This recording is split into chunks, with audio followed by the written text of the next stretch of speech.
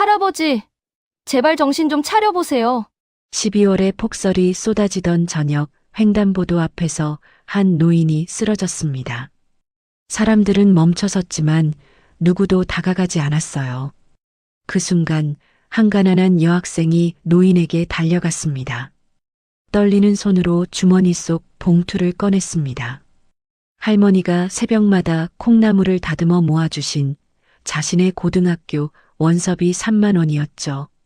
소녀는 주저없이 그 돈으로 택시를 잡았습니다. 그때까지만 해도 이 소녀는 알 수 없었어요. 자신이 구한 노인이 어떤 사람인지, 그리고 며칠 뒤 할머니가 쓰러져 실려간 병원에 그 노인이 나타났을 때 모든 것이 뒤바뀌게 될 줄은요. 도대체 이 소녀에게 어떤 일이 생긴 걸까요? 이야기 시작 전 구독과 좋아요를 눌러주시면 이 따뜻한 이야기를 더 많은 분들과 함께 나눌 수 있습니다. 지금 어디서 듣고 계신지 댓글로 알려주세요. 그곳에 따뜻한 행운이 가득하기를 바랍니다. 12월의 어느 날 퇴근거리. 서울 시내는 폭설로 뒤덮여 있었습니다. 하얀 눈송이들이 미친 듯이 휘몰아쳤고 바람은 칼날처럼 매서웠죠. 영하 10도. 숨을 쉴 때마다 입에서 하얀 김이 피어올랐어요. 바로 그때였습니다.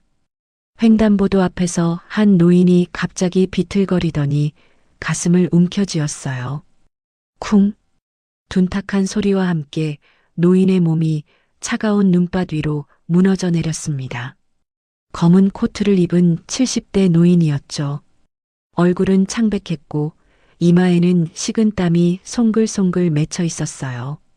주변 사람들이 하나둘 모여들기 시작했어요. 하지만 대부분은 멀찍이 서서 수군거리기만 할 뿐이었죠. 술 취한 노인네인가 봐. 요즘 어르신들 술 많이 드시잖아. 누가 119 불렀겠지. 우리 빨리 가자. 사람들은 저마다 핑계를 대며 한 발짝씩 뒤로 물러섰습니다. 패딩 모자를 눌러쓰고 발걸음을 재촉했죠. 눈보라가 너무 매서웠거든요. 노인은 차가운 눈밭 위에 홀로 남겨졌어요. 하얀 눈송이들이 그의 코트 위로 쌓여갔습니다. 바로 그 순간 가방을 매난 소녀가 인파를 헤치고 나왔습니다. 하나중학교 3학년의 이수아였어요. 교복 위에 얇은 패딩 하나만 걸친 채였어요. 낡아서 소매 끝이 보풀이 일어난 패딩이었죠. 하지만 그녀의 눈빛만큼은 누구보다 또렷했습니다. 수아는 망설임 없이 노인 곁으로 달려가 무릎을 꿇었어요. 차가운 눈이 교복 치마를 적셨지만 그런 건 신경 쓸 겨를이 없었습니다. 할아버지, 할아버지, 괜찮으세요? 노인의 어깨를 조심스럽게 흔들며 의식을 확인했어요. 다행히 노인이 희미하게 눈을 떴지만 제대로 된 대답은 하지 못했습니다. 입술이 파랗게 질려 있었죠. 누가 119 좀 불러주세요. 수아가 주변을 둘러보며 소리쳤어요. 지나가던 한 시민이 멈춰서서 전화를 걸었습니다. 하지만 잠시 후 그의 표정이 굳어졌죠. 학생, 지금 폭설 때문에 사고가 너무 많이 났대. 구급차 도착하려면 30분 넘게 걸린대. 30분이요? 어휴, 택시가 더 빠를 것 같은데. 어쨌든 난 가볼게. 시민은 그 말만 남기고 자리를 떴어요. 수아는 순간 결단을 내렸습니다. 주머니를 뒤져 봉투를 꺼냈어요. 얇은 종이 봉투. 그 안에 든 돈은 정확히 3만 원이었습니다. 명문 고등학교 원서비였어요. 할머니가 만들어주신 돈이었습니다. 새벽마다 일어나 콩나물을 다듬으셨어요. 시장에 가져다 팔고 1,000원, 2,000원씩 모으셨죠. 허리가 아파서 일어나지도 못하는 날에도 할머니는 콩나물을 놓지 않았습니다. 우리 수아, 꼭 명문고에 가야 해. 할머니의 거칠어진 손이 봉투를 건네주시던 순간이 떠올랐어요. 이거 쓰면 내일 원서 못 내는데. 순간 멈칫했습니다. 봉투를 쥔 손에 힘이 들어갔어요. 하지만 수아는 다시 노인을 바라봤습니다. 그 순간 지난달 알아누우셨던 할머니의 모습이 겹쳐 보였어요. 사람 생명이 더 소중해. 수아는 벌떡 일어나 도로 쪽으로 뛰어갔습니다. 마침 신호에 걸려 서 있던 택시를 발견하고 필사적으로 손을 흔들었어요. 여기요. 택시가 천천히 다가왔고 수아는 재빨리 차 문을 잡았습니다. 기사님, 저기 할아버지가 쓰러지셨어요. 병원까지 좀 모셔다 주세요. 중년의 택시 기사는 난감한 표정을 지었습니다. 학생, 지금 눈이 얼마나 오는데 눈길이라 안 가. 아저씨, 제발요. 할아버지가 죽어가요. 수아의 간절한 목소리에 기사는 한숨을 쉬며 고개를 끄덕였습니다. 알았어, 빨리 모시고 와. 수아는 다시 노인에게로 달려갔어요. 하지만 혼자 힘으로는 노인을 일으켜 세우기가 벅찼습니다. 주변을 둘러보니 사람들은 여전히 구경만 하고 있었죠. 좀 도와주세요. 병원에 모셔가야 해요. 수아의 외침에 마침내 젊은 남자 2명이 나섰습니다. 셋이 힘을 합쳐 조심스럽게 노인을 부축해 택시에 태웠어요. 택시가 눈길을 가르며 달렸습니다. 차 안에서 수아는 노인의 손을 꼭 잡았어요. 차가운 손이었습니다. 할아버지, 조금만 참으세요. 금방 병원 도착해요. 마침내 응급실 앞에 도착했어요. 미터기에 찍힌 금액은 2만 원. 폭설 할증이 붙은 거였죠. 수아는 봉투에서 10,000원짜리 2장을 꺼내 기사에게 건넸습니다. 감사합니다. 수아는 재빨리 뛰어내려 응급실 문을 열고 소리쳤어요. 여기 환자 있어요. 빨리 좀 봐주세요. 의료진이 달려왔고 노인은 곧바로 들것에 실려 응급실 안으로 사라졌습니다. 수아는 안도의 한숨을 내쉬며 응급실 의자에 앉았어요. 온몸에 힘이 빠지는 것 같았죠. 잠시 후 간호사가 다가와 물었습니다. 학생, 보호자야? 아니요. 저는 그냥 길에서 쓰러지신 걸 봐서. 아, 그렇구나. 학생 인적 사항 좀 적어줄래? 혹시 모르니까. 수아는 간호사가 건넨 종이에 한 줄만 적었습니다. 하나중학교 3학년 이수아. 그게 전부였어요. 종이를 건네주고 수아는 조용히 돌아섰습니다. 응급실 안쪽에서 의료진들이 분주하게 움직이는 소리가 들렸어요. 할아버지가 무사히 치료받고 있기를 바라며 수아는 병원 문을 나섰습니다. 병원 밖은 여전히 눈보라가 몰아치고 있었어요. 수아는 주머니를 확인해 봤습니다. 봉투 안에는 10,000원짜리 한 장만 남아 있었죠. 버스라도 타고 갈까? 버스 정류장이 저 멀리 보였습니다. 버스비는 1,500원. 타면 좀 더 빨리 집에 갈 수 있었죠. 하지만 수아는 고개를 저었어요. 안 돼. 한 푼도 쓰면 안 돼. 10,000원마저 쓰면 정말 아무것도 남지 않았습니다. 수아는 버스 정류장을 그냥 지나쳤어요. 걸어가자. 1시간이면 돼. 집까지는 걸어서 1시간 거리였습니다. 버스를 타면 20분이면 가지만 걸어가면 1시간이 넘게 걸렸죠. 20분이 지나자 발가락이 시려왔습니다. 운동화가 젖어 있었거든요. 아까 눈밭에 무릎 꿇었을 때 눈이 스며들었나 봐요. 30분이 지나자 무릎이 덜덜 떨리기 시작했어요. 교복 치마 밑으로 칼바람이 파고들었습니다. 40분이 지나자 손가락 끝의 감각이 사라졌어요. 수아는 계속 걸었습니다. 눈보라 속을 뚫고 한 발짝 한 발짝. 하지만 이상하게 마음은 가벼웠어요. 할머니가 늘 말씀하셨죠. 사람은 돕고 사는 거다. 남 도울 수 있다는 건 복받은 거야. 비록 가진 건 없지만 누군가에게 도움이 될 수 있다는 게 이렇게 뿌듯한 일인지 오늘 처음 알았습니다. 그 시각 병원. 응급 치료를 마친 노인이 회복실로 옮겨졌습니다. 담당 의사가 차트를 확인하며 병실로 들어섰어요. 그런데 그 순간 의사의 발걸음이 딱 멈췄습니다. 침대에 누워있는 노인의 얼굴. 의사는 눈을 크게 떴어요. 이분은 의사의 표정이 묘하게 변했습니다. 급히 간호사를 불렀어요. 이 환자 신원 확인됐어요? 아직이요. 데려온 학생은 이름만 적고 갔고 소지품에 신분증도 없었어요. 일단 VIP 병실로 옮겨요. 그리고 신원 확인 최우선으로 해주세요. 네. VIP 병실이요? 보호자도 없는데. 내가 책임질게요. 빨리요. 의사는 다시 한번 노인의 얼굴을 바라봤습니다. 이분이 왜 여기에? 그것도 혼자서? 한편 수아는 마침내 동네 입구에 도착했습니다. 1시간이 훌쩍 넘게 걸렸어요. 달동네 골목은 가파른 계단으로 이어져 있었습니다. 계단 끝에 낡은 집이 보였어요. 칠이 벗겨진 녹슨 철대문. 그 앞에 누군가 서 있었습니다. 할머니 영숙이었습니다. 영숙 할머니는 얇은 조끼만 걸친 채 대문 밖을 서성이고 있었습니다. 눈발을 맞으면서도 꿋꿋이 서 계셨죠. 손에는 직접 뜨개질한 목도리가 들려 있었어요. 수아야.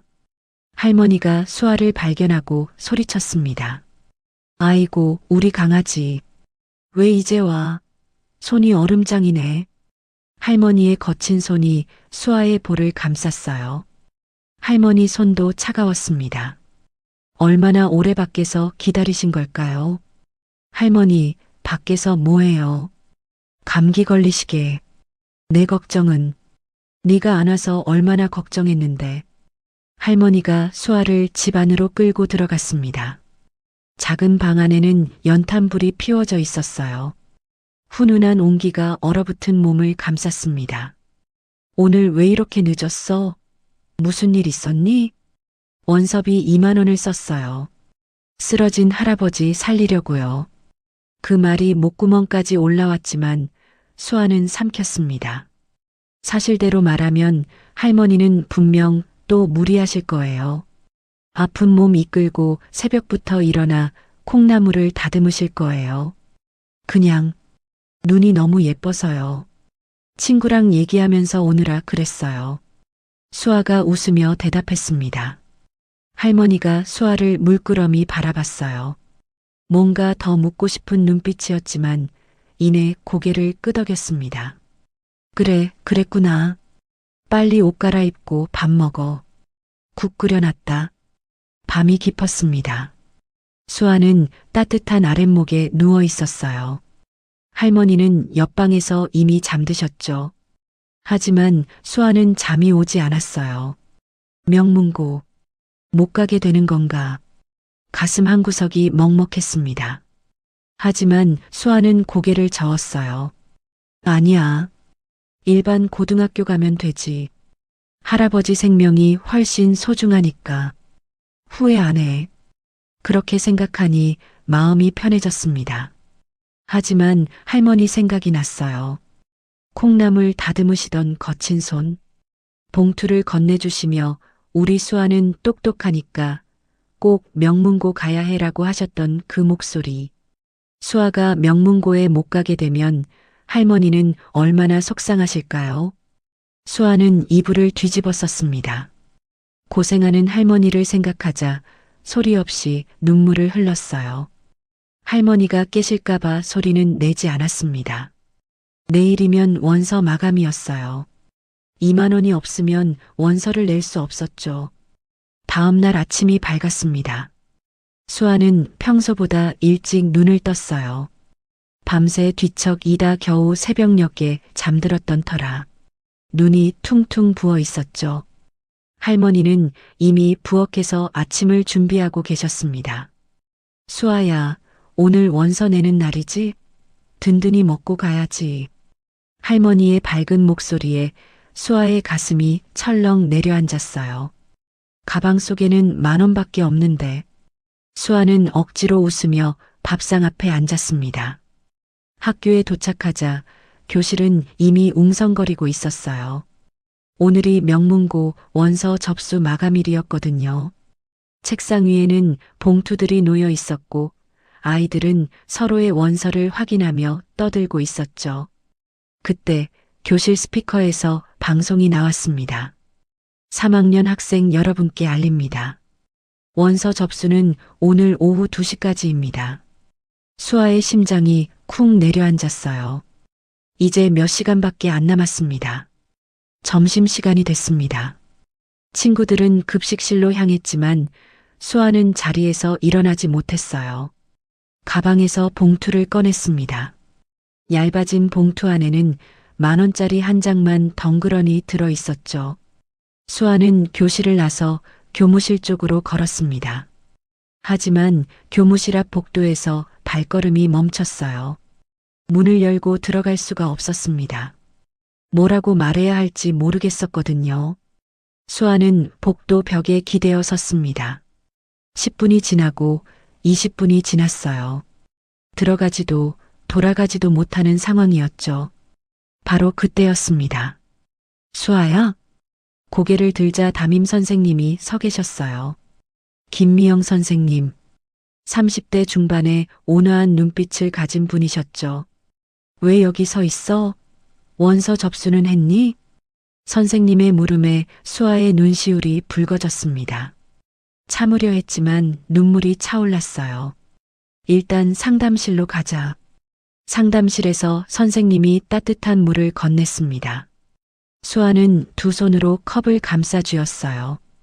천천히 말해봐. 선생님이 도울 수 있으면 도울게.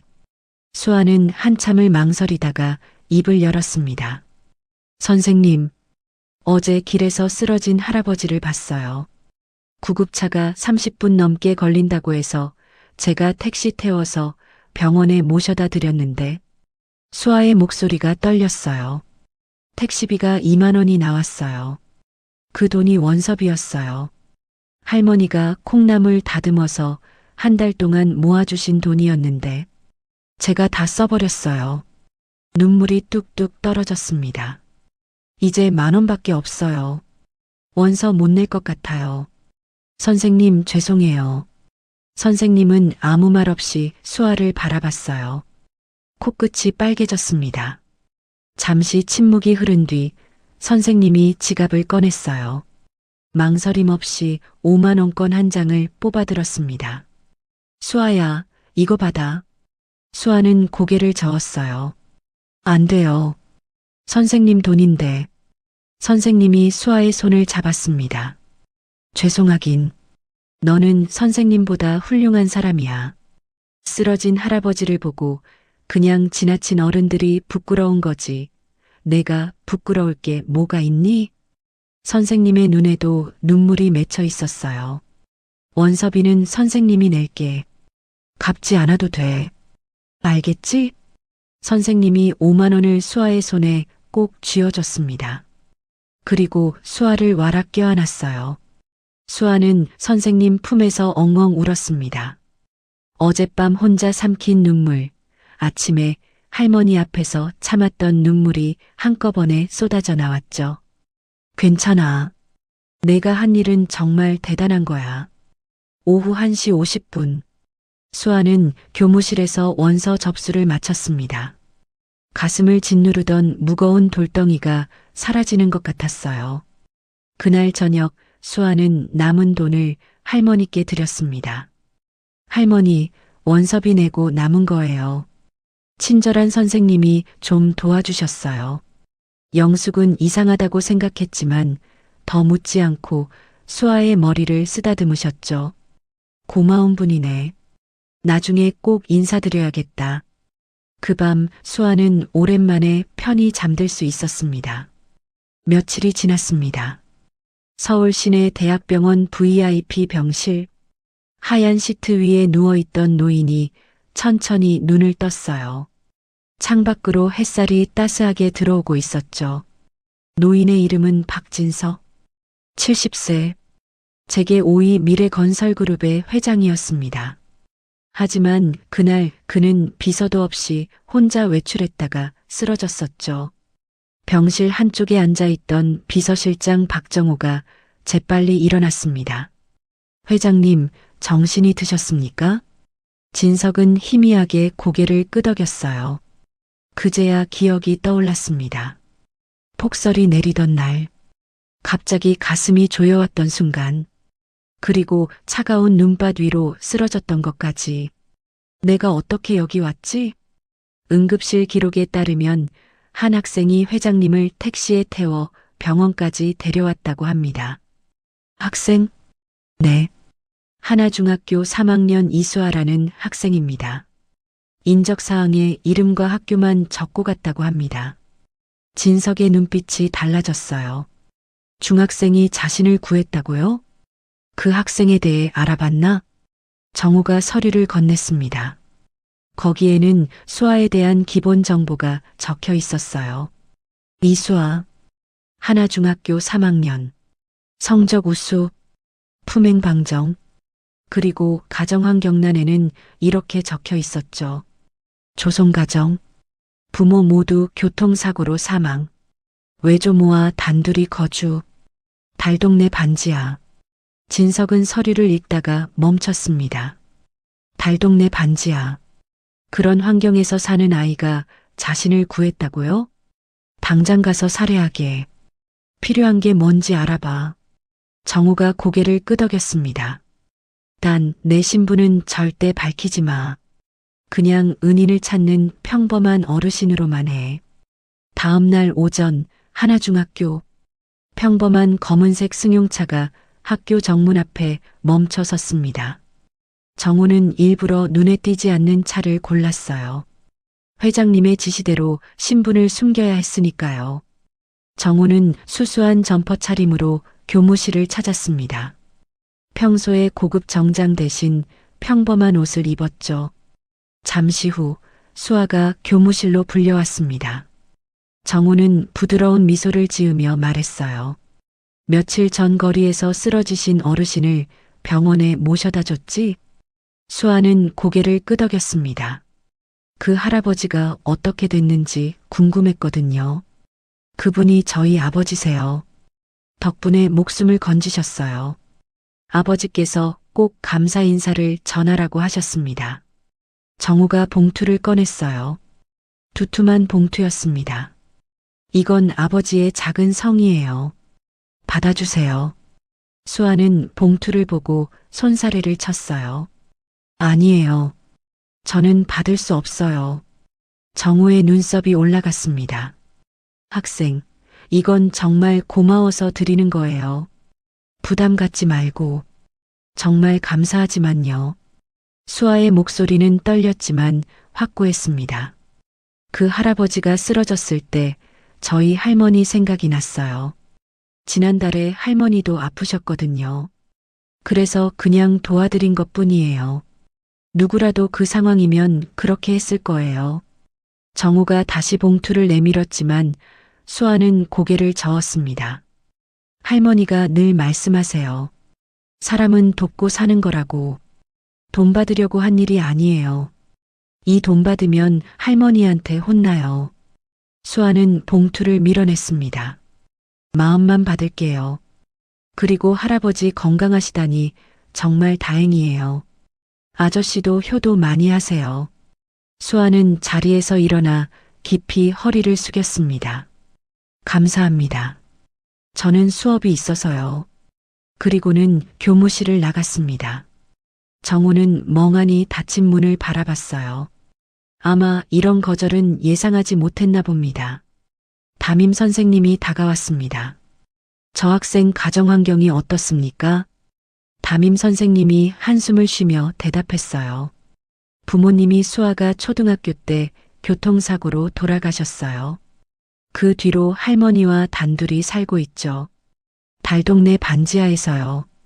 할머니가 콩나물 장사로 생계를 유지하시는데 요즘 건강이 안 좋으셔서. 정우의 표정이 복잡해졌습니다. 그런 환경에서도 저렇게 바른 아이로 자랐군요.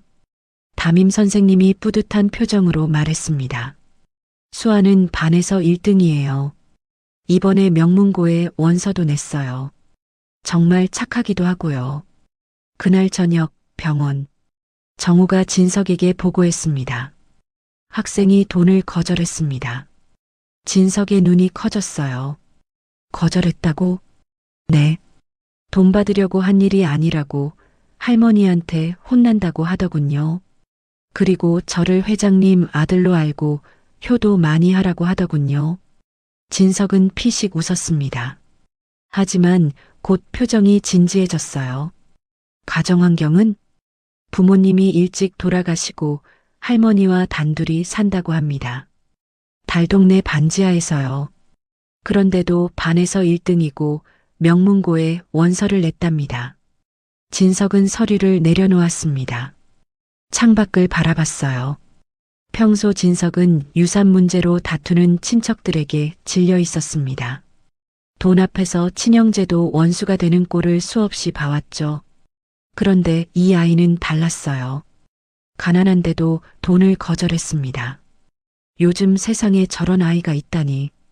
진석의 목소리가 떨렸습니다.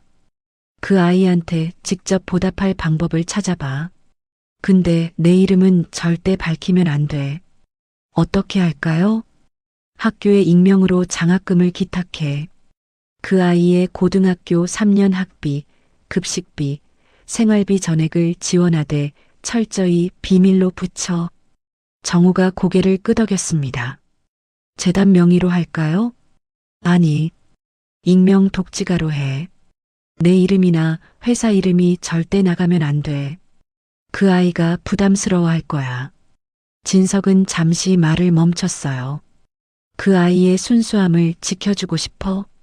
내가 도왔다는 걸 알면 그 아이 마음이 불편해질 거야. 며칠 후 하나중학교에 익명의 장학금이 기탁됐습니다.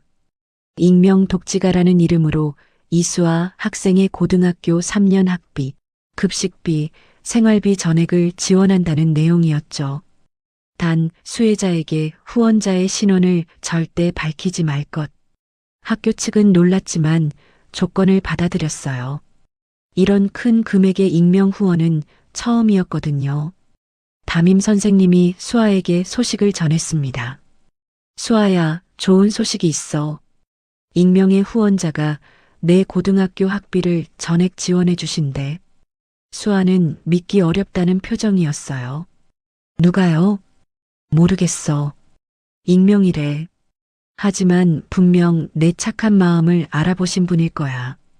수아는 한참 동안 말이 없었습니다.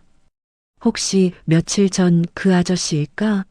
쓰러진 할아버지의 아들이라던 그 사람? 하지만 확인할 방법은 없었어요. 세상에 좋은 분들이 많네요. 그날 밤 수아는 할머니께 소식을 전했습니다. 할머니, 학교에서 장학금 받게 됐어요. 고등학교 학비 전부 지원해 준대요. 할머니는 눈물을 글썽이며 기뻐하셨죠. 우리 수아 착하게 산 보람이 있구나. 하늘이 도운 거야. 수아는 할머니를 꼭 안았습니다. 따뜻했어요. 하지만 수아는 몰랐어요. 그 익명의 후원자가 자신이 구한 그 할아버지라는 것을, 그리고 그 할아버지가 평범한 어르신이 아니라 재계 5위의 재벌 회장이라는 것을. 퇴원 날이 왔습니다. 진석은 병원 로비에서 휠체어를 밀어내며 일어섰어요. 의사가 만류했지만 고집을 꺾지 않았죠. 회장님, 아직 무리하시면 안 됩니다. 괜찮아. 이제 좀 걸을 수 있어. 정우가 걱정스러운 표정으로 따라왔습니다. 하지만 진석의 머릿속에는 다른 생각이 가득했어요. 며칠 전부터 계속 떠오르는 한 가지 궁금증이 있었거든요. 그 아이는 어떤 환경에서 자랐을까? 장학금을 기탁한 후에도 진석은 수아 생각을 떨칠 수 없었습니다. 서류에 적힌 달동네 반지하라는 글자가 자꾸 눈에 밟혔어요. 그런 곳에서 살면서도 돈을 거절할 만큼 바른 아이. 도대체 어떤 할머니가 그렇게 키운 걸까요? 정우야. 네, 회장님. 그 학생 집 주소 알고 있지? 정우가 고개를 끄덕였습니다. 오늘은 혼자 좀 다녀올 때가 있어. 수행하지 않아도 돼. 회장님 방금 퇴원하셨는데 혼자서는 괜찮다고 했잖아. 기사도 필요 없어. 내가 직접 운전할 거야. 정우는 걱정스러웠지만 더 이상 말리지 못했습니다. 회장님이 저렇게 단호할 때는 어떤 말도 통하지 않았으니까요. 진석은 낡은 점퍼를 입고 오래된 모자를 눌렀었습니다. 거울에 비친 모습은 평범한 노인이었어요. 재벌 회장의 모습은 어디에도 없었죠. 그는 직접 차를 몰아 수아네 동네로 향했습니다. 내비게이션에 찍힌 주소를 따라 강남에서 점점 외곽으로 나갔어요. 풍경이 달라지기 시작했습니다. 높은 빌딩들이 사라지고 낡은 건물들이 나타났죠. 골목길로 들어서자 충격적인 광경이 펼쳐졌습니다. 좁고 가파른 언덕길, 벽에는 곰팡이 자국이 가득했고 전선들이 거미줄처럼 엉켜 있었어요. 차가 더 이상 들어갈 수 없는 곳이었습니다. 진석은 차를 세우고 내렸어요. 그리고 걷기 시작했습니다. 이런 곳에서 그 아이가 산단 말인가. 계단이 끝없이 이어졌습니다. 가파른 돌계단을 한 칸 한 칸 올라갈 때마다 숨이 찼어요. 70세의 나이에 그것도 방금 태어난 몸으로 이 계단을 오르는 건 쉽지 않았죠. 하지만 멈출 수 없었습니다. 마침내 정우가 알려준 주소지 앞에 도착했습니다. 칠이 다 벗겨진 녹슨 철대문이 보였어요. 대문 옆에는 화분 하나가 놓여 있었는데 그 안에 시든 꽃이 바람에 흔들리고 있었죠. 진석은 대문 앞에 서서 안을 살폈습니다. 작은 마당이 보였어요. 빨래가 널려 있었고 한쪽에는 연탄이 쌓여 있었습니다. 그때 안에서 인기척이 들렸어요. 진석은 황급히 근처 전봇대 뒤로 몸을 숨겼습니다. 심장이 빠르게 뛰었어요. 마치 도둑처럼 숨어서 남의 집을 엿보는 게 부끄러웠지만 그 아이를 직접 보고 싶었습니다. 삐걱. 녹슨 대문이 열렸어요. 교복을 입은 소녀가 나왔습니다. 수아였어요. 사진으로만 봤던 그 아이. 작은 체구의 단정한 교복 차림이었죠. 가방을 메고 밝은 표정으로 뒤를 돌아봤습니다. 할머니, 다녀오겠습니다. 약 꼭 챙겨 드세요. 수아의 목소리는 맑고 씩씩했어요. 진석은 전봇대 뒤에서 그 모습을 바라봤습니다. 가슴이 뭉클해졌어요. 저렇게 어린아이가 자신을 구해줬다니. 수아가 계단을 내려가기 시작했습니다. 가벼운 발걸음이었어요.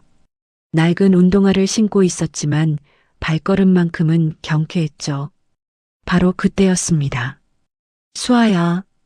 대문 안에서 또 다른 목소리가 들렸어요. 낡은 옷차림의 할머니가 대문 밖으로 나왔습니다. 손에는 뜨개질한 목도리가 들려 있었죠. 목도리 하고 가야지. 감기 들라. 할머니가 계단을 몇 칸 내려가며 수아를 불렀습니다. 그 순간 진석의 심장이 멎는 듯 했어요. 그 목소리. 42년이 지났어도 잊을 수 없는 톤과 억양.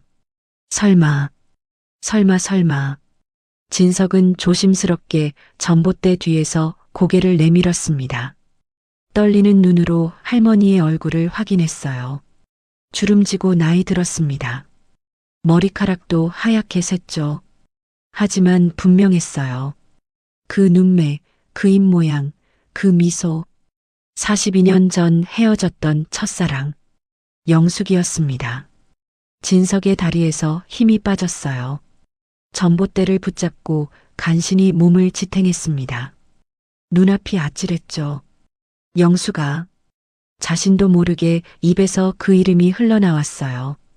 42년 동안 가슴 깊이 묻어뒀던 이름이었습니다. 수아가 뛰어 올라와 할머니에게서 목도리를 받았어요. 할머니가 손수 목도리를 둘러주는 모습이 보였습니다. 이렇게 추운데 맨목으로 다니면 어떡해. 감기 걸리면 할머니가 더 걱정돼. 알았어요, 할머니. 그럼 진짜 다녀올게요. 수아가 다시 계단을 내려갔습니다. 할머니는 대문 앞에 서서 손녀가 사라질 때까지 바라봤어요. 그 뒷모습이 쓸쓸해 보였습니다. 진석은 움직일 수 없었어요. 전봇대에 기대선 채로 영숙을 바라봤습니다. 어떻게 이런 일이, 영숙이 이런 곳에서 살고 있었다니. 낡은 옷을 입고 손녀와 단둘이 달동네 꼭대기 반지하에서 진석의 눈에서 눈물이 흘러내렸습니다. 70년 인생에서 이렇게 갑작스러운 충격은 처음이었어요. 42년 전 영숙이 떠나며 했던 말이 떠올랐습니다. 당신과 결혼해도 행복할 것 같지 않아요. 선본 남자가 있어요. 그 사람과 결혼하기로 했어요. 그 말을 믿었습니다. 아니, 믿고 싶었어요. 영숙이 더 좋은 사람을 만나 행복하게 살 거라고, 자신보다 나은 남자와 좋은 가정을 꾸릴 거라고, 그렇게 믿어야 마음이 조금이라도 덜 아팠으니까요. 그런데 현실은 이랬습니다. 영숙은 달동네에서 가난하게 살고 있었어요. 손녀와 단둘이 낡은 옷을 입고 연탄을 떼며. 그 남자가 영숙을 이렇게 만든 거야. 진석은 주먹으로 자신의 가슴을 쳤습니다. 숨이 막혔어요. 영숙이 선택한 남자, 자신보다 낫다던 그 남자, 결국 영숙을 이 꼴로 만들어 놓은 거였죠. 차라리 그때 끝까지 붙잡았어야 했어. 왜 그냥 보내줬을까? 42년 동안 자신은 뭘 하며 살았을까요? 돈을 벌고 회사를 키우고 성공했다고 자부하며 살았죠. 하지만 정작 첫사랑은 이런 곳에서 고생하고 있었습니다. 영숙이 집 안으로 들어갔어요. 녹슨 철대문이 다시 닫혔습니다. 진석은 한참 동안 그 자리에 서 있었어요. 다리가 떨려서 움직일 수 없었습니다. 해가 기울기 시작했어요. 달동네에 노을이 물들었습니다. 낡은 지붕들 위로 붉은 햇살이 번졌죠. 진석은 천천히 계단을 내려가기 시작했습니다. 발걸음이 천근만근이었어요. 머릿속에는 영숙의 모습만 가득했습니다. 주름진 얼굴, 해진 옷차림, 거친 손, 그리고 손녀에게 목도리를 둘러주던 따뜻한 손길. 차에 돌아온 진석은 운전대를 잡지 못했습니다. 두 손으로 얼굴을 감싸고 한참을 울었어요. 어깨가 들썩였죠. 영숙아, 미안해. 정말 미안해. 42년 만에 다시 만난 첫사랑. 하지만 그녀에게 다가갈 용기는 없었습니다. 지금 자신이 나타나면 영숙은 어떤 표정을 지을까요? 기뻐할까요? 원망할까요? 진석은 알 수 없었어요. 그날 밤 진석은 잠을 이루지 못했습니다. 눈을 감으면 영숙의 모습이 떠올랐어요. 42년 전 젊고 아름답던 모습과 오늘 본 늙고 지친 모습이 번갈아 나타났죠. 그리고 한 가지 의문이 머릿속을 떠나지 않았습니다. 수아는 영숙의 손녀라고 했어. 그럼 영숙에게 자식이 있다는 거잖아. 영숙은 결혼을 한 거야? 하지만 서류에는 수아의 부모가 교통사고로 사망했다고만 적혀 있었어요. 진석은 더 알고 싶었습니다. 영숙이 그동안 어떻게 살아왔는지, 왜 이런 곳에서 살게 됐는지, 수아의 부모는 누구였는지. 하지만 직접 물어볼 용기는 없었어요. 그날 이후 진석은 잠을 이루지 못했습니다. 눈을 감으면 영숙의 모습이 떠올랐어요. 42년 전 헤어질 때 그렇게 아름답던 여자가 이제는 저렇게 늙고 지쳐 있었습니다. 진석은 침대에서 일어나 창밖을 바라봤어요. 한남동 저택의 넓은 창으로 서울의 야경이 반짝이고 있었죠. 화려한 불빛들.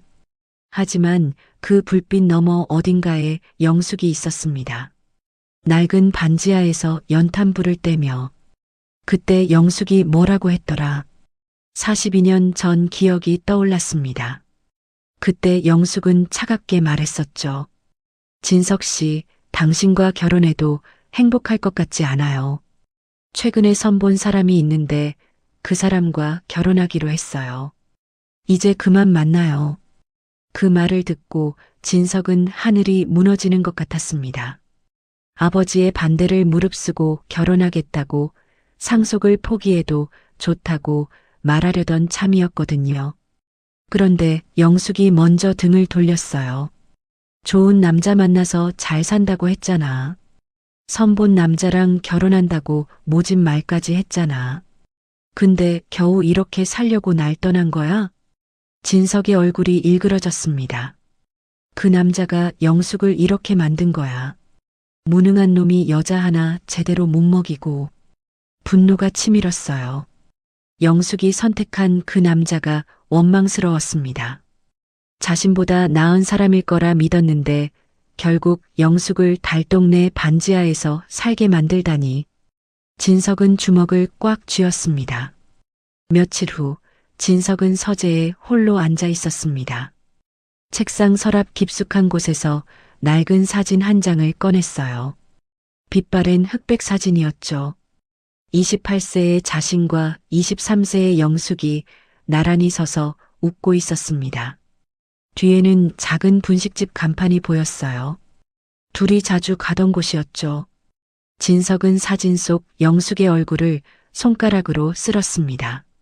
그때는 행복했었지. 42년 전으로 돌아갔습니다. 28세의 진석은 아버지 회사의 말단 사원이었어요. 재벌 2세였지만 아버지는 밑바닥부터 시작하라며 현장으로 보냈죠. 월급도 다른 직원들과 똑같았습니다. 영숙은 회사 근처 작은 서점에서 일하는 직원이었어요. 진석은 점심시간마다 그 서점에 들르곤 했죠. 책을 사러 간다는 핑계로. 하지만 진짜 이유는 영숙을 보고 싶어서였습니다. 어느 날 용기를 내어 말을 걸었어요. 그렇게 둘은 사랑에 빠졌습니다. 가진 건 없었지만 서로가 있었으니까요. 하지만 아버지는 절대 허락하지 않았어요. 너는 재벌 2세야. 서점 직원 따위랑 결혼할 수 없어. 당장 헤어져. 진석은 반항했습니다. 영숙을 사랑한다고, 결혼하겠다고. 아버지가 반대해도 저는 영숙이랑 결혼할 겁니다. 상속 안 받아도 좋아요. 회사에서 쫓겨나도 상관없습니다. 아버지는 분노했죠. 하지만 진석은 꺾이지 않았습니다. 영숙만 있으면 됐으니까요. 맨손으로 시작해도 행복할 자신이 있었어요. 그런데 어느 날 영숙이 먼저 이별을 통보했습니다. 진석 씨, 우리 그만 만나요. 진석은 귀를 의심했어요. 영숙의 눈빛은 차가웠습니다. 한 번도 본 적 없는 표정이었죠. 무슨 소리야? 왜 갑자기 이래?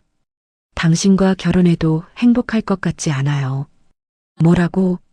최근에 선본 사람이 있어요. 그 사람이 저한테 잘해줘요. 그 사람과 결혼하기로 했어요. 진석은 말문이 막혔습니다. 심장이 얼어붙는 것 같았어요. 영수가 농담이지? 내가 뭘 잘못했어? 말해줘. 고칠게. 잘못한 거 없어요. 그냥 당신보다 더 좋은 사람을 만난 거예요. 이제 그만 만나요. 영숙은 뒤도 돌아보지 않고 떠났습니다. 진석은 그 자리에 얼어붙은 채 서 있었어요. 무슨 일이 일어난 건지 이해할 수 없었죠. 그 후로 영숙은 연락이 끊겼습니다. 서점에도 나오지 않았어요. 완전히 사라져버렸죠. 진석은 한동안 폐인처럼 지냈습니다. 술로 세월을 보냈어요. 아버지가 억지로 맞선을 주선했고 결국 재벌가 딸과 정략 결혼을 했죠. 하지만 사랑 없는 결혼은 오래가지 못했습니다. 5년 만에 이혼했어요. 그 후로 진석은 다시는 결혼하지 않았습니다. 영숙을 잊을 수 없었거든요. 40년 가까이 일만 하며 독신으로 살았죠. 진석은 사진을 내려놓았습니다. 그런데 영숙은 왜 저렇게 됐을까? 자신은 재벌 회장이 됐는데 영숙은 달동네 반지하에서 살고 있었어요. 손녀와 단둘이. 남편은 보이지 않았습니다. 그 남자가 죽었나? 아니면 도망갔나? 진석은 정우가 조사한 서류를 다시 펼쳤어요. 수아의 가족관계가 적혀 있었습니다. 아버지 이민수 사망, 어머니 김미주 사망, 외조모 김영숙. 수아의 부모는 교통사고로 둘 다 사망했다고 적혀 있었어요. 하지만 영숙의 남편에 대한 정보는 없었습니다. 영숙이 선택한 남자가 수아의 외할아버지겠지. 그 남자는 어디 간 거야? 진석은 궁금했지만 더 조사하라고 하기는 어려웠어요. 영숙의 과거를 캐는 것 같아서 마음이 불편했거든요. 한 가지는 확실했습니다. 영숙에게 남편이 있었고 그 남편과의 사이에서 딸 미주가 태어났고 그 딸이 수아를 낳았다는 것. 영숙은 그 남자와 결혼해서 아이를 낳고 살았구나. 진석은 씁쓸했어요. 자신을 버리고 떠난 여자는 다른 남자의 아내가 됐고 다른 남자의 아이를 낳았습니다. 그건 영숙이 선택한 일이었죠. 하지만 가슴 한구석이 쓰렸어요. 그래도 영숙은 내가 지켜줘야 해. 진석은 결심했습니다. 직접 나설 수는 없었어요. 영숙에게 남편이나 가족이 있을지도 모르니까요. 자신이 갑자기 나타나면 영숙의 삶을 망칠 수도 있었습니다. 하지만 멀리서 도울 수는 있었어요. 다음 날 진석은 정우를 불렀습니다. 정우야, 부탁할 게 있어. 말씀하세요, 회장님. 진석은 종이에 주소를 적어 건넸어요. 수아네 집 주소였습니다. 이 집에 물건을 좀 보내줘. 쌀, 연탄, 겨울 이불, 고기. 필요한 것들로. 정우가 고개를 갸웃거렸습니다. 이 주소는 그 학생 집 아닙니까? 맞아. 동사무소를 통해서 보내. 익명으로. 절대 내가 보낸 걸 모르게 해. 정우는 의아했지만 더 묻지 않았습니다. 알겠습니다. 며칠 후 진석은 저녁이 되자 차를 몰고 달동네로 향했습니다. 골목 입구에 차를 세우고 언덕 위를 바라봤어요. 저 멀리 영숙의 집이 보였습니다. 작은 창문에 불빛이 켜져 있었죠. 진석은 차 안에 앉아 그 불빛을 바라봤습니다. 저 안에 영숙이 있겠지. 수아도 함께. 1시간이 지났어요. 2시간이 지났습니다. 불빛은 여전히 켜져 있었죠. 밤 10시가 넘어서야 불이 꺼졌어요. 진석은 그제야 시동을 걸었습니다. 집으로 돌아가면서 혼잣말을 했어요. 잘 자, 영숙아. 그 후로 진석은 매일 저녁 그곳에 갔습니다. 비가 오는 날에도 추운 날에도 차 안에서 영숙의 집 불빛을 바라보다가 돌아갔어요. 직접 만날 용기는 없었습니다. 하지만 멀리서라도 지켜보고 싶었죠. 날 버리고 떠난 여자인데 왜 이러는 걸까? 스스로에게 물었지만 답은 알고 있었어요. 42년이 지나도 영숙을 잊지 못했으니까요. 첫사랑은 그런 거였습니다. 정우는 회장의 행동이 의아했습니다. 매일 저녁 어딘가로 사라졌다가 밤늦게 돌아오는 회장님. 분명 뭔가 사정이 있었어요. 어느 날 정우는 몰래 회장님의 차를 따라가 봤습니다. 그리고 놀라운 광경을 목격했죠. 회장님이 달동네 골목 입구에 차를 세우고 언덕 위 어느 집을 한참 동안 바라보고 있었어요. 그 표정이 너무나 슬퍼 보였습니다. 마치 무언가를 그리워하는 것처럼. 정우는 차마 다가가지 못했습니다. 대신 조용히 돌아왔어요. 회장님과 저 집 사이에 무슨 일이 있는 걸까? 궁금했지만 묻지 않았습니다. 회장님의 표정이 너무나 애처로웠거든요. 70년 인생을 살아온 노인의 깊은 슬픔이 느껴졌어요.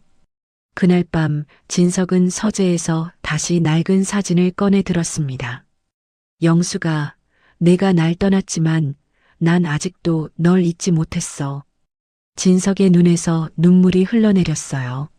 내가 멀리서라도 널 지켜줄게. 창밖으로 달이 밝았습니다. 같은 달이 달 동네에도 비추고 있겠죠. 영숙이 사는 그 작은 집에도. 며칠 후 수아네 집 앞에 낯선 트럭이 멈춰 섰습니다. 동사무소 직원 2명이 내렸어요. 손에는 쌀포대와 연탄, 두툼한 이불 보따리가 들려 있었죠. 김영숙 어르신 댁 맞으시죠? 영숙이 대문을 열고 나왔습니다. 의아한 표정이었어요. 네, 맞는데요.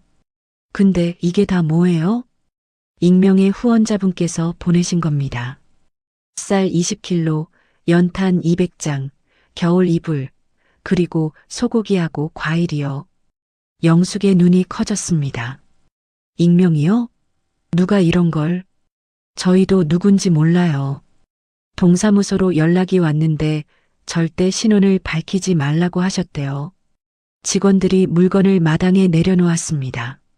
쌀포대, 연탄 묶음, 푹신한 새 이불, 한우 선물 세트, 과일 박스. 영숙은 멍하니 그 물건들을 바라봤어요. 이런 귀한 걸 받아도 되는 건지. 어르신, 누군가 어르신 걱정을 많이 하시나 봐요. 편하게 받으세요. 직원들이 떠나고 영숙은 한참 동안 마당에 서 있었습니다. 바람이 불어 머리카락을 흩날렸어요. 12월의 차가운 바람이었지만 가슴은 따뜻해졌습니다. 누굴까? 이렇게 많은 걸 보내준 사람이. 영숙은 물건들을 하나씩 집 안으로 옮겼어요. 쌀포대가 무거웠지만 마음은 가벼웠죠. 오랜만에 느껴보는 감정이었습니다. 누군가 자신을 기억하고 있다는 따뜻함. 저녁이 됐습니다. 수아가 학교에서 돌아왔어요. 현관문을 열자마자 눈이 휘둥그레졌습니다. 할머니, 이게 다 뭐예요? 거실 한쪽에 쌓인 물건들을 보며 수아가 물었어요. 응, 동사무소에서 가져다 줬어.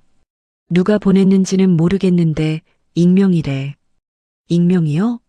우리한테 이런 걸 보낼 사람이 누가 있어요? 수아도 고개를 갸웃거렸습니다. 할머니와 단둘이 사는데 친척도 없고 아는 사람도 별로 없었거든요. 영숙이 웃으며 말했어요. 세상에 좋은 사람이 있나 보다. 우리 수아가 복을 불러온 거야. 에이, 할머니. 수아가 쑥스러워하며 웃었습니다. 하지만 마음 한구석이 이상했어요. 왠지 모르게 며칠 전 병원에서 만났던 그 할아버지가 떠올랐거든요. 자신이 택시비를 내고 구해드린 분. 설마 그분이? 수아는 고개를 저었습니다. 그럴 리가 없었어요. 이제 어디 계신지도 모르니까요. 밤이 깊어갔습니다. 수아는 일찍 잠자리에 들었어요. 내일도 학교가 있으니까요. 하지만 영숙은 잠이 오지 않았습니다. 거실에 앉아 새 이불을 만져봤어요. 부드럽고 따뜻했죠. 언제 이런 좋은 이불을 덮어봤는지 기억도 나지 않았습니다. 누굴까? 정말 누가 이런 걸 보내준 걸까? 창밖으로 눈이 내리기 시작했어요. 하얀 눈송이가 펑펑 쏟아졌습니다. 영숙은 멍하니 그 눈을 바라봤어요. 12월. 겨울만 되면 어김없이 그 사람이 떠올랐습니다. 42년이 지났는데도 잊히지 않는 사람. 첫사랑. 진석 씨. 영숙은 천천히 일어나 방 한쪽 구석으로 갔습니다. 낡은 장롱 아래에 작은 상자가 있었어요. 영숙은 그것을 조심스럽게 꺼냈습니다. 상자 뚜껑을 열었어요. 안에는 오래된 물건들이 들어 있었습니다. 빛바랜 흑백 사진 한 장. 영숙의 손이 떨렸어요. 사진을 집어들었습니다. 젊은 남자와 여자가 나란히 서서 웃고 있었어요. 뒤에는 작은 분식집 간판이 보였죠. 28세의 진석과 23세의 영숙. 42년 전에 두 사람이었습니다. 진석 씨. 영숙의 입에서 그 이름이 흘러나왔어요. 42년 동안 한 번도 입 밖에 내지 않았던 이름이었습니다. 창밖에 눈을 바라보며 영숙은 42년 전 그날로 돌아갔어요. 그날도 12월이었습니다. 눈이 펑펑 내리던 날, 영숙은 작은 서점에서 일하고 있었어요. 회사들이 몰려있는 거리의 허름한 서점이었죠. 손님이 별로 없는 한적한 오후였습니다. 그때 문이 열렸어요. 젊은 남자가 들어왔습니다. 코트에 눈이 수북이 쌓여 있었죠. 남자는 눈을 털며 서점 안을 둘러봤어요. 그러다 영숙과 눈이 마주쳤습니다. 저기 경제 관련 책 어디 있어요? 아, 저쪽 구석이요. 영숙이 손으로 가리켰어요. 남자는 고개를 끄덕이고 그쪽으로 갔습니다. 그게 시작이었어요. 남자는 그 후로 매일 점심시간에 서점에 왔습니다. 책을 사기도 하고 그냥 구경만 하기도 했죠. 영숙은 처음엔 신경 쓰지 않았어요. 그냥 단골 손님이려니 했습니다. 그런데 어느 날 남자가 말을 걸었어요. 저 혹시 점심 드셨어요? 네. 아니요, 아직이요. 그럼 같이 밥 먹을래요? 근처에 맛있는 분식집 있는데. 영숙은 얼떨결에 따라 나갔습니다. 그게 첫 데이트였어요. 남자의 이름은 박진석. 근처 회사의 말단 사원이라고 했어요. 재벌 2세라는 건 나중에야 알았습니다. 눈 내리던 12월에 만나서 눈 내리던 12월에 헤어졌죠. 1년도 안 되는 짧은 시간이었지만 영숙에게는 평생 잊지 못할 사랑이었습니다. 영숙의 눈에서 눈물이 흘러내렸습니다. 미안해요, 진석 씨. 정말 미안해요. 42년 전 영숙은 진석에게 거짓말을 했었어요. 선본 남자가 있다고, 그 사람과 결혼하겠다고, 진석보다 더 좋은 사람을 만났다고 모진 말을 했죠. 하지만 그건 전부 거짓말이었습니다. 진실은 달랐어요. 진석의 아버지가 찾아왔거든요. 내가 내 아들 인생을 망치려고 작정했구나. 이 돈 받고 당장 사라져. 다시는 내 아들 앞에 나타나지 마. 진석의 아버지는 두툼한 봉투를 내밀었어요. 영숙은 그 돈을 받지 않았습니다. 하지만 아버지의 다음 말에 심장이 얼어붙었죠. 내가 거절하면 내가 다른 방법을 쓰겠다. 진석이를 해외로 보내버릴 거야. 영원히 못 만나게 할 수도 있어. 영숙은 무서웠어요. 진석의 아버지는 재벌이었습니다. 그 정도 힘은 있는 사람이었죠. 진석을 지키려면 자신이 떠나는 수밖에 없었어요. 그래서 거짓말을 했습니다.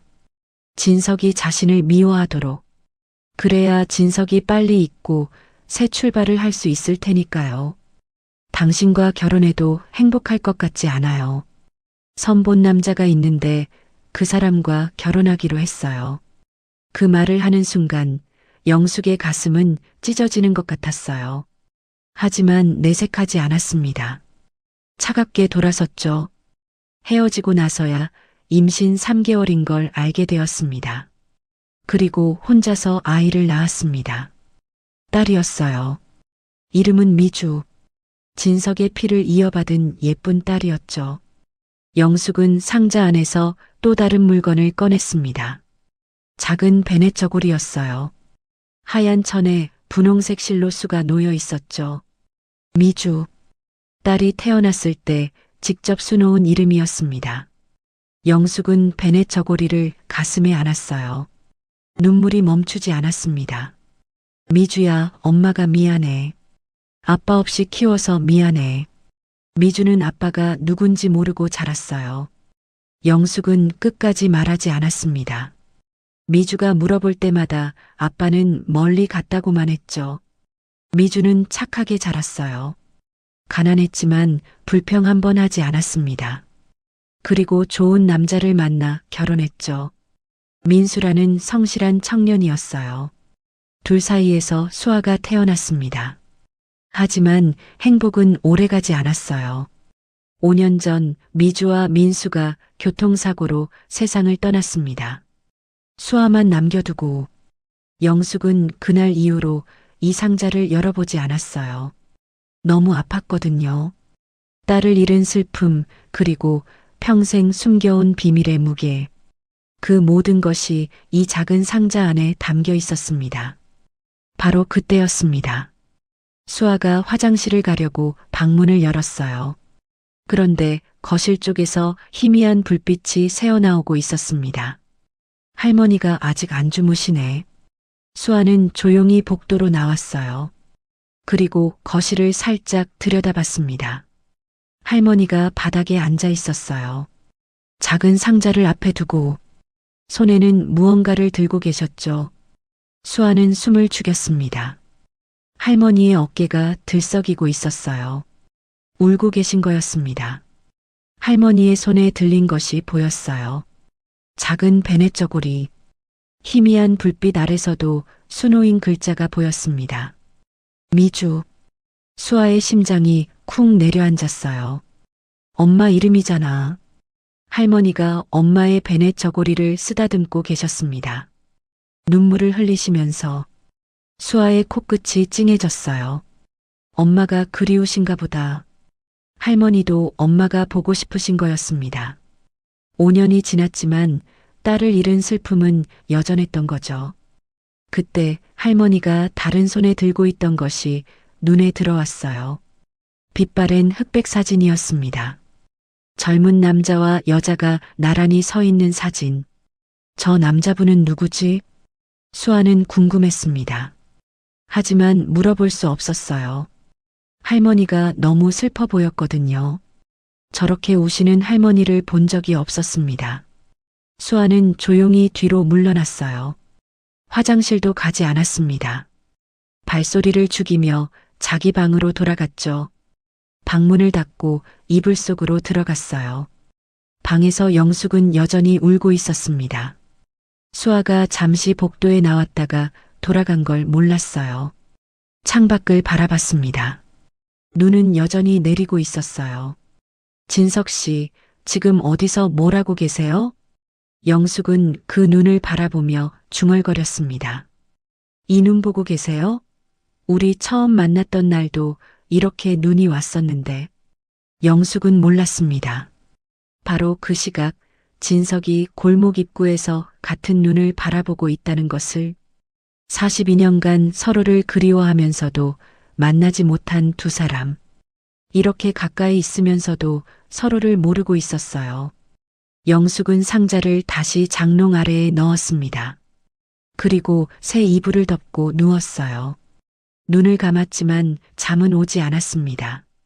수아의 방에서도 마찬가지였어요. 사진 속 남자분은 누굴까? 할머니는 왜 저 사진을 보면서 우신 걸까? 수아는 이불을 꼭 껴안았어요. 언젠가는 알게 되겠지. 할머니가 준비되셨을 때.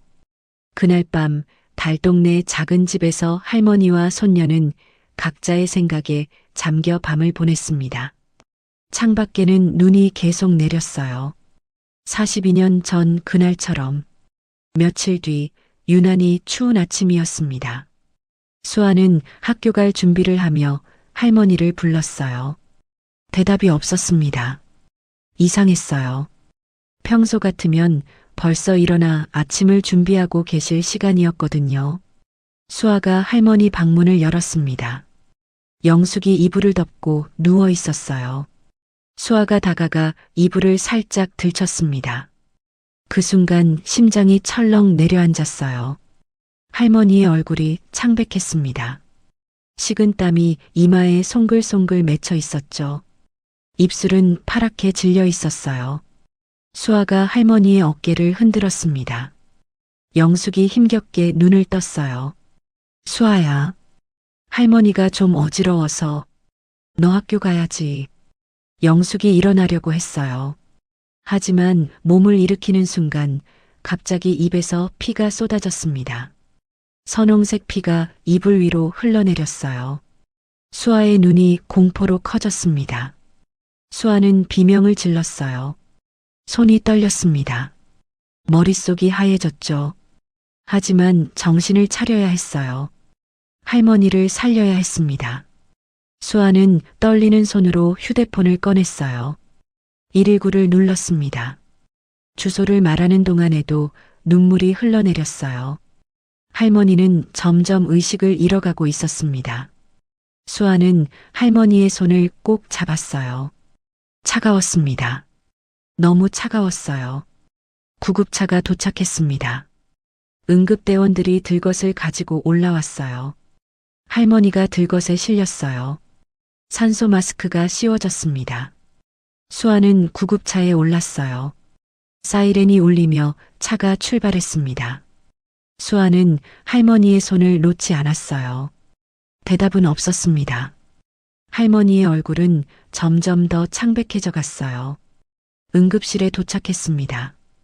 의료진이 달려와 할머니를 데려갔어요. 수아는 따라가려 했지만 간호사가 막았습니다. 수아는 응급실 대기실에 홀로 남겨졌어요. 다리에 힘이 풀려 의자에 주저앉았습니다. 손에는 아직 할머니의 피가 묻어 있었어요. 교복에도 핏자국이 있었죠. 수아의 눈에서 눈물이 쏟아졌습니다. 온몸이 떨렸어요. 하느님, 부처님, 아무나 좋으니까 제발 들어주세요. 수아는 두 손을 꼭 모았습니다. 제발 할머니를 데려가지 마세요. 제발이요. 5년 전이 떠올랐습니다. 엄마 아빠가 교통사고로 떠난 날. 그때도 이 병원이었어요. 이 응급실이었습니다. 그날도 이렇게 혼자 앉아서 기다렸죠. 그리고 의사 선생님이 나와서 고개를 저었어요. 안 돼. 그때처럼 되면 안 돼.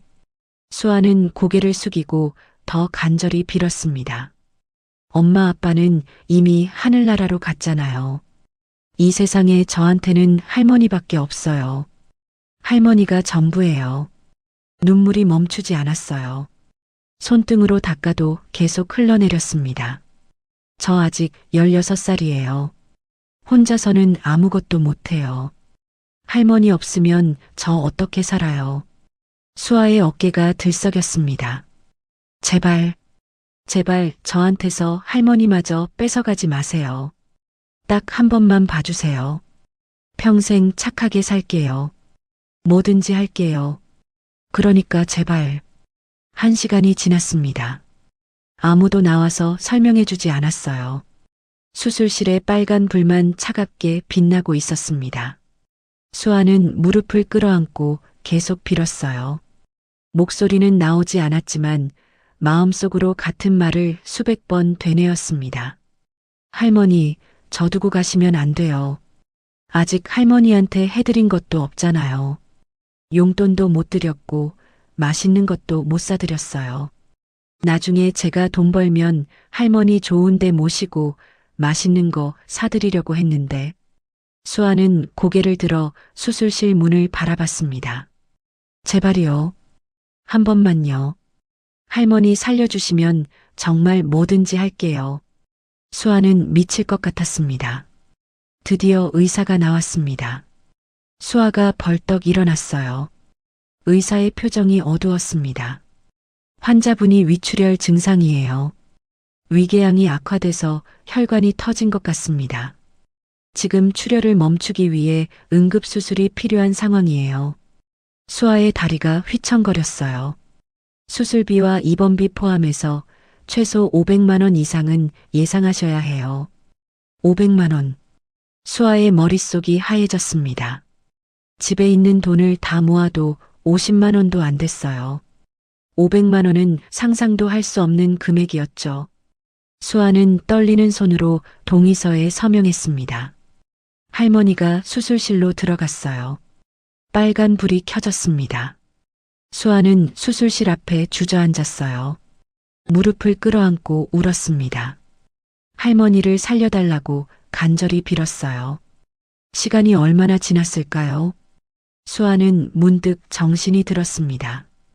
울기만 하면 안 됐어요. 돈을 구해야 했습니다. 친척은 없었어요. 아는 사람도 거의 없었죠. 담임 선생님도 500만 원은 감당하기 어려울 거였습니다. 그때 문득 한 사람이 떠올랐어요. 며칠 전 학교로 찾아왔던 사람. 자신이 구해드린 할아버지의 아들이라고 했던 사람. 두툼한 봉투를 내밀었지만 거절했었죠. 수아는 급하게 가방을 뒤졌어요. 그때 그 사람이 남기고 간 명함이 있었습니다. 버리려다가 그냥 가방에 넣어뒀었죠.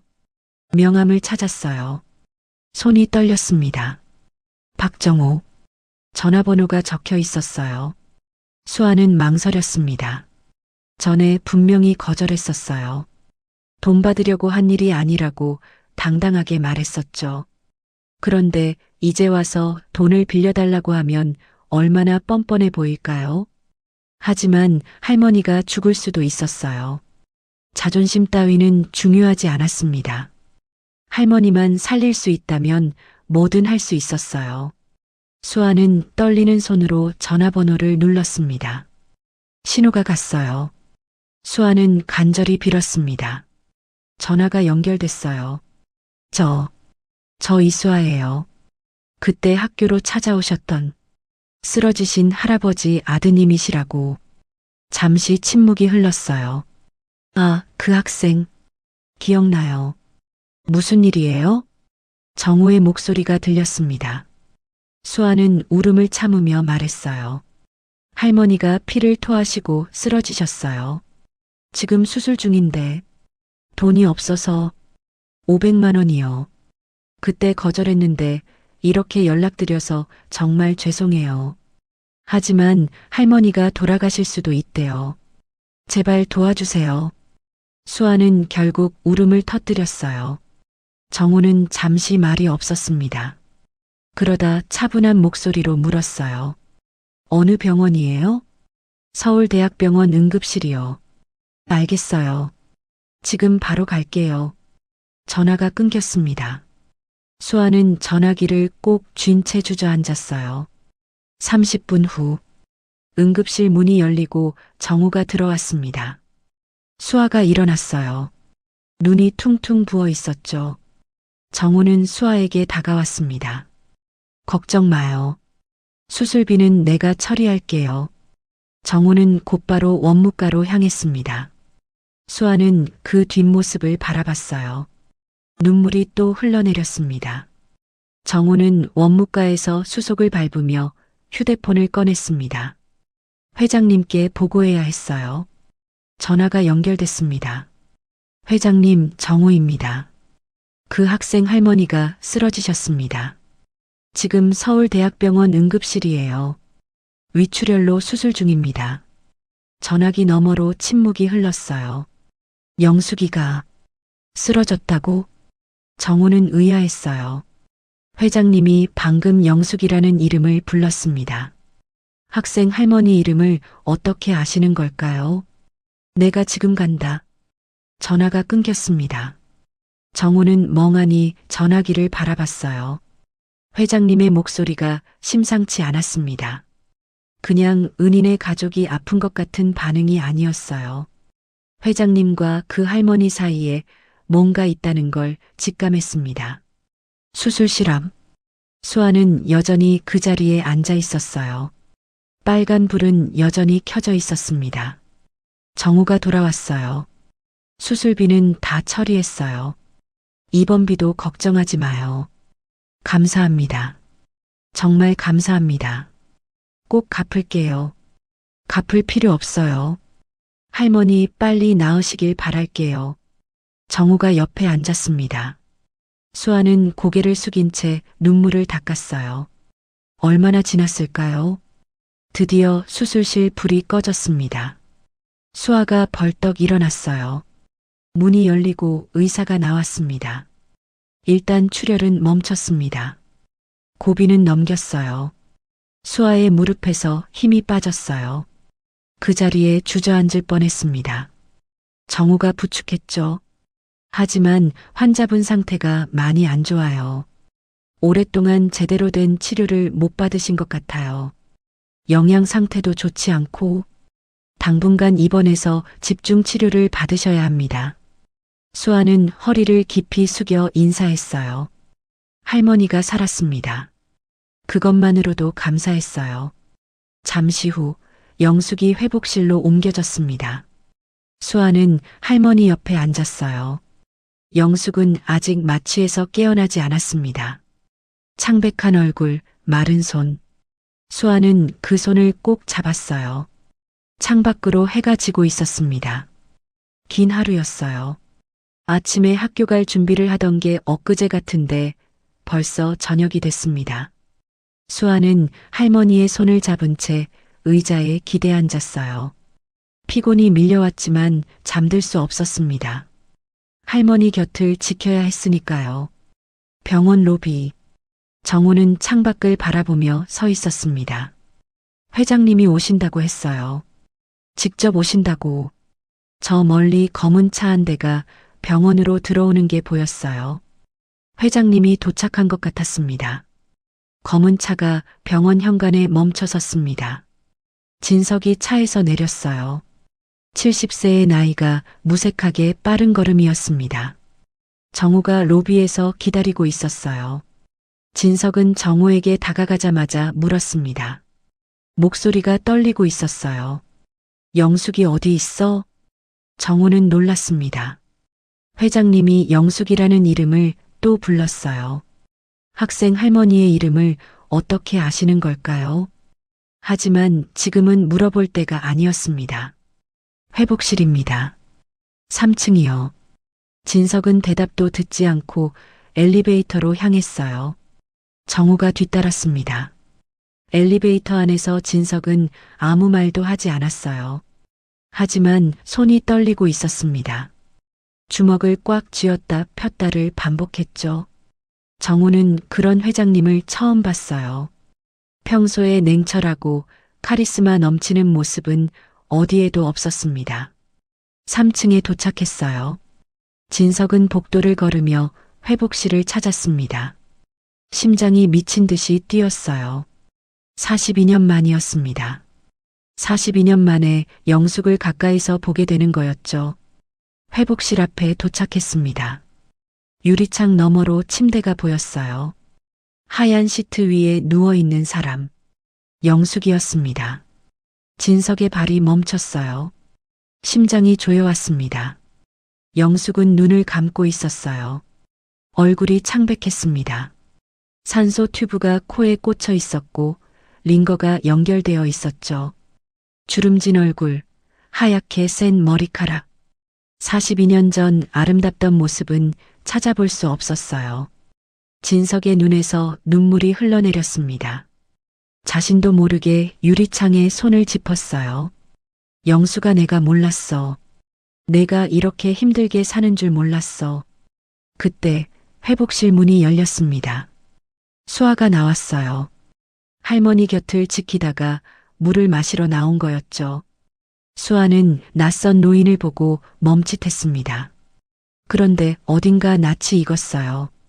어디서 봤더라. 수아는 기억을 더듬었습니다. 그때 정우가 다가왔어요. 수아 양, 이분이 우리 회장님이세요. 그때 쓰러지셨던 분. 수아의 눈이 커졌습니다. 자신이 폭설 속에서 구했던 그 할아버지. 택시비 2만 원을 내고 응급실에 데려다 드렸던 분. 그분이 바로 이 사람이었어요. 수아가 허리를 숙여 인사했습니다. 안녕하세요. 그때 괜찮으셨어요? 진석은 수아를 바라봤어요. 자신의 생명을 구해준 아이. 그리고 영숙의 손녀. 진석은 말없이 고개를 끄덕였습니다. 목소리가 나오지 않았어요. 진석이 회복실 안으로 들어갔습니다. 영숙의 침대 옆에 섰어요. 가까이서 보니 더 마음이 아팠습니다.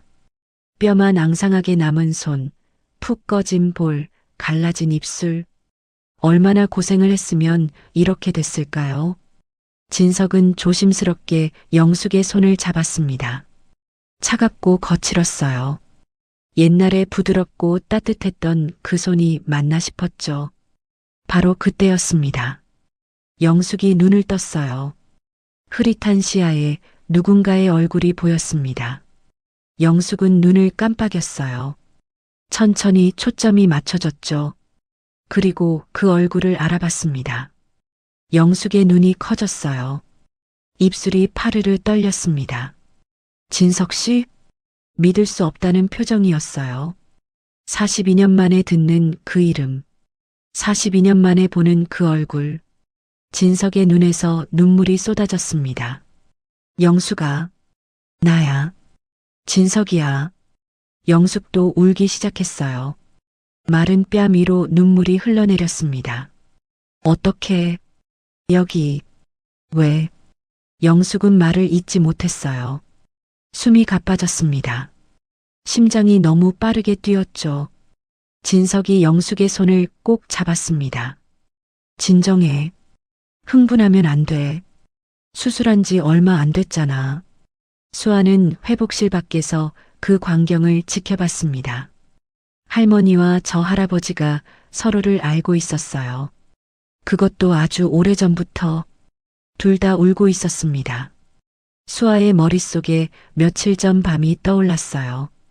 할머니가 낡은 상자에서 꺼낸 흑백 사진, 젊은 남자와 여자가 찍힌 사진. 저 할아버지가 사진 속 남자분이야? 수아의 심장이 빠르게 뛰기 시작했습니다. 회복실 안. 영숙이 조금 진정됐어요.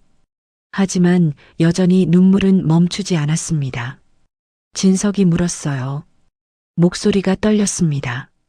영숙아, 왜 이렇게 됐어? 그때 좋은 사람 만났다며. 선본 남자랑 결혼한다며. 그래서 잘 사는 줄 알았어. 영숙이 고개를 저었습니다. 눈물이 더 쏟아졌어요. 거짓말이었어요. 다 거짓말이었어요. 진석의 얼굴이 굳었습니다. 뭐라고? 영숙이 힘겹게 입을 열었어요. 42년 동안 숨겨왔던 진실을 말할 때가 된 거였죠. 그때 저 임신 중이었어요. 석 달째였어요. 진석 씨 아이를. 진석의 머릿속이 하얘졌습니다. 심장이 멎는 것 같았어요. 뭐라고? 진석 씨 아버지가 찾아오셨어요. 돈을 줄 테니 사라지라고. 거절하니까 협박하셨어요. 진석 씨를 해외로 보내버리겠다고. 영원히 못 만나게 하겠다고. 영숙의 목소리가 떨렸습니다. 무서웠어요. 진석 씨 인생을 망칠까봐. 그래서 거짓말했어요. 다른 남자 만났다고. 그 사람이랑 결혼하겠다고. 진석 씨가 저를 미워하게 만들고 싶었어요. 그래야 빨리 잊을 것 같아서. 진석은 아무 말도 할 수 없었습니다. 온몸이 얼어붙은 것 같았어요. 영숙이 계속 말했습니다. 진석 씨를 떠나고 나서 임신 사실을 알았어요. 그래서 혼자서 아이를 낳았어요. 딸이었어요. 이름은 미주. 진석 씨 피를 이어받은 예쁜 딸이었어요. 미주. 수아의 엄마 이름이었습니다. 진석의 눈에서 눈물이 폭포처럼 쏟아졌어요. 무릎에 힘이 풀렸습니다. 침대 옆에 주저앉았죠. 그럼 미주가 내 딸이라고? 영숙이 고개를 끄덕였습니다. 네. 진석 씨 딸이에요. 그리고 수아는 진석 씨 외손녀예요. 회복실 밖. 수아는 귀를 의심했습니다. 방금 할머니가 뭐라고 했죠? 저 할아버지가 엄마의 아빠라고? 자신의 외할아버지라고? 수아의 다리에서 힘이 빠졌어요. 벽에 기대어 간신히 몸을 지탱했습니다. 내가 저 할아버지의 외손녀라고? 머릿속이 복잡했어요. 지금까지 외할아버지가 누군지 몰랐습니다. 할머니는 한 번도 말해주지 않았거든요. 그냥 아빠 없이 엄마를 키웠다고만 하셨죠. 그런데 외할아버지가 있었어요. 그것도 자신이 폭설 속에서 구한 그 할아버지가. 수아는 믿을 수 없었습니다. 회복실 안. 진석은 바닥에 주저앉은 채 울고 있었습니다. 어깨가 들썩였어요. 70년 인생에서 이렇게 운 적이 없었습니다. 내가 딸이 있었어. 42년 동안 몰랐어. 진석의 목소리가 갈라졌습니다. 영숙의 얼굴이 일그러졌어요. 눈물이 더 쏟아졌습니다. 미주는 5년 전에 떠났어요. 교통사고로. 남편이랑 같이. 진석의 심장이 찢어지는 것 같았습니다. 딸이 있었다는 것을 알게 된 순간 그 딸이 이미 세상에 없다는 것도 알게 됐어요. 아니, 그럴 리가. 진석은 두 손으로 얼굴을 감쌌습니다. 오열했어요. 평생 만나보지 못한 딸, 존재조차 몰랐던 딸, 이제는 영영 만날 수 없는 딸. 내가 뭘 한 거야? 내가 뭘 한 거야? 진석은 자신을 원망했습니다. 42년 전 아버지에게 맞섰어야 했어요. 영숙이 떠났을 때 끝까지 붙잡았어야 했습니다. 왜 그냥 보내줬을까요? 왜 영숙의 거짓말을 믿어버렸을까요? 그 대가가 이거였습니다. 딸의 존재도 모른 채 평생을 살았고 딸이 죽은 것도 모르고 있었어요. 영숙이 진석의 손을 잡았습니다. 진석 씨, 저를 원망하세요. 제가 말했어야 했어요. 임신한 거, 아이 낳은 거, 다 말했어야 했는데, 제가 비겁했어요. 진석이 고개를 저었습니다. 아니야. 내 잘못이야. 아버지한테 제대로 맞서지 못한 내 잘못이야. 널 지켜주지 못한 내 잘못이야. 두 사람은 서로의 손을 잡고 울었습니다. 42년간 쌓인 후회와 그리움이 눈물이 되어 흘러내렸어요. 얼마나 지났을까요? 진석이 고개를 들었습니다. 그리고 회복실 밖에 서 있는 수아를 봤어요. 수아도 울고 있었습니다. 유리창 너머로 모든 이야기를 들은 거였죠. 진석이 천천히 일어났습니다. 문을 열고 밖으로 나갔어요.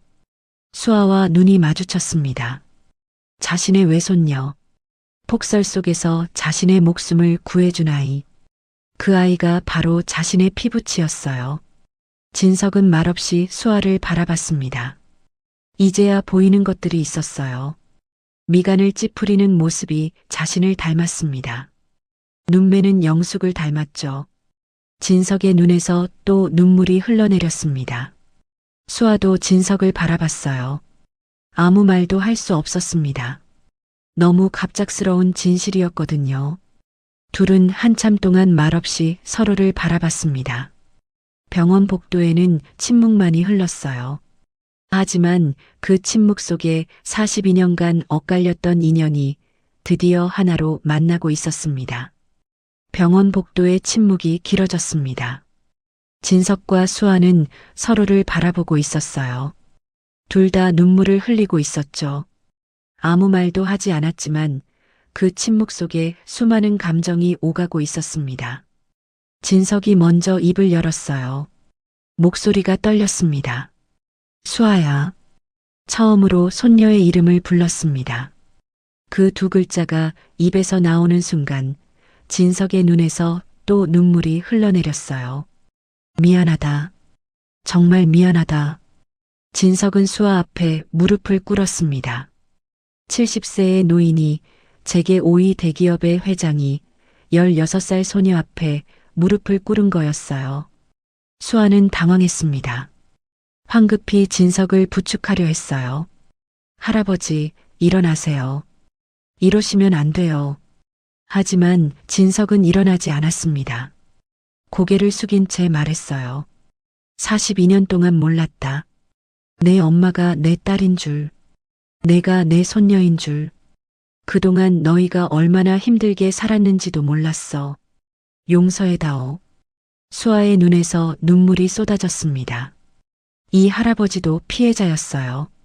할머니처럼, 엄마처럼, 누구의 잘못도 아니었습니다. 42년 전 어른들의 욕심이 만든 비극이었죠. 수아가 진석의 손을 잡았어요. 일어나세요, 할아버지. 할아버지 잘못 아니에요.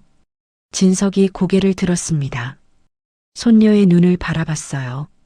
그 눈에는 원망이 없었습니다. 따뜻함만 있었죠.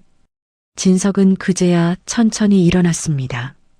그리고 수아를 끌어안았어요. 42년 만에 찾은 가족이었습니다. 회복실로 돌아갔습니다. 영숙이 침대에서 둘을 바라보고 있었어요. 진석이 수아를 안고 있는 모습을 보며 울고 있었죠. 진석이 영숙의 침대 옆으로 다가갔습니다.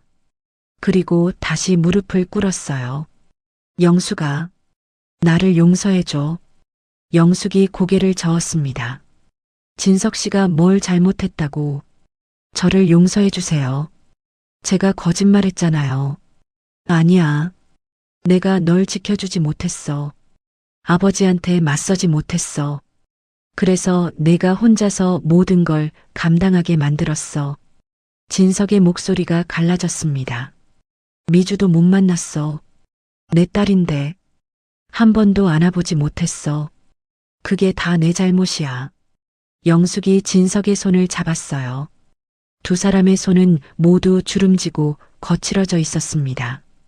42년의 세월이 그렇게 만든 거였죠. 진석 씨, 우리 이제 그만 울어요. 지난 일은 지난 일이에요. 미주는 떠났지만 수아가 있잖아요. 우리 손녀가. 영숙이 수아를 바라봤습니다. 수아도 울고 있었어요. 이 아이가 우리 둘을 다시 만나게 해줬어요. 폭설 속에서 진석 씨를 구한 게 바로 우리 손녀예요. 이게 우연일까요?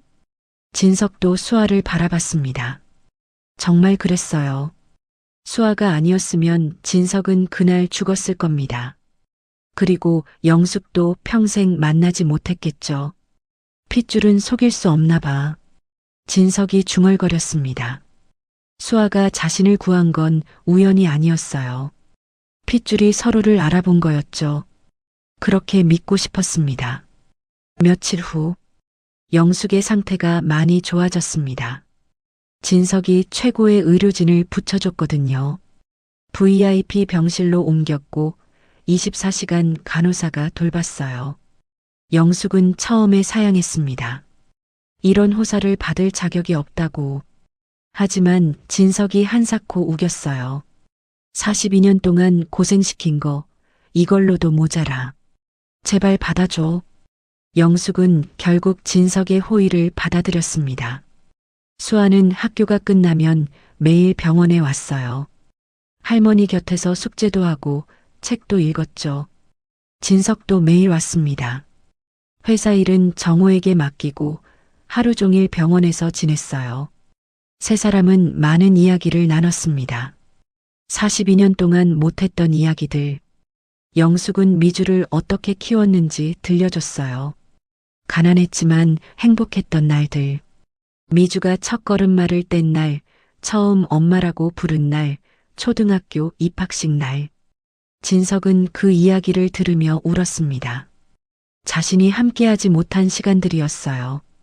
딸의 성장을 곁에서 지켜보지 못한 후회가 밀려왔죠. 수아도 엄마 이야기를 들려줬어요. 엄마가 얼마나 다정한 사람이었는지, 아빠와 얼마나 사이가 좋았는지, 주말마다 셋이서 공원에 갔던 기억, 엄마가 해주던 계란말이 맛. 진석은 손녀의 이야기를 들으며 딸의 모습을 상상했습니다. 한 번도 본 적 없는 딸. 하지만 수아의 이야기 속에서 미주는 살아 숨쉬고 있었어요.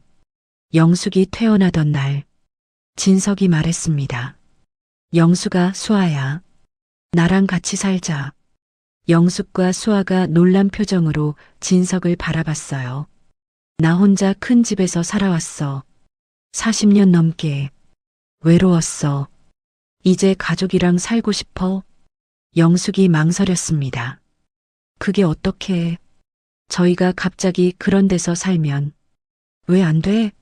우리는 가족이잖아. 그리고 진석이 수아를 바라봤습니다. 수아 고등학교 입학도 있고 대학도 가야 하고 할아버지가 다 책임지고 싶어. 늦었지만 이제라도 가족 노릇하고 싶어. 수아의 눈에 눈물이 고였습니다. 정말 괜찮으세요? 괜찮은 게 아니라 그래야만 해. 그동안 못한 거 이제 다 하고 싶어. 영숙과 수아는 서로를 바라봤어요. 그리고 고개를 끄덕였습니다. 이사하기 전 세 사람이 함께 간 곳이 있었습니다. 납골당이었어요. 미주와 민수의 유골이 모셔진 곳. 수아는 가끔 할머니와 함께 왔지만 진석은 처음이었습니다. 납골당 앞에 선 진석의 다리가 떨렸어요. 딸을 처음 만나는 자리였습니다. 비록 살아있는 모습은 아니었지만 진석은 미주의 사진을 바라봤습니다. 환하게 웃고 있는 여성, 눈매가 영숙을 닮았고 이마는 자신을 닮았어요. 진석의 무릎이 꺾였습니다. 납골함 앞에 주저앉았어요. 미주야. 처음으로 딸의 이름을 불렀습니다. 목소리가 터져 나왔어요. 아빠야. 내 아빠야. 이제야 왔다. 미안하다.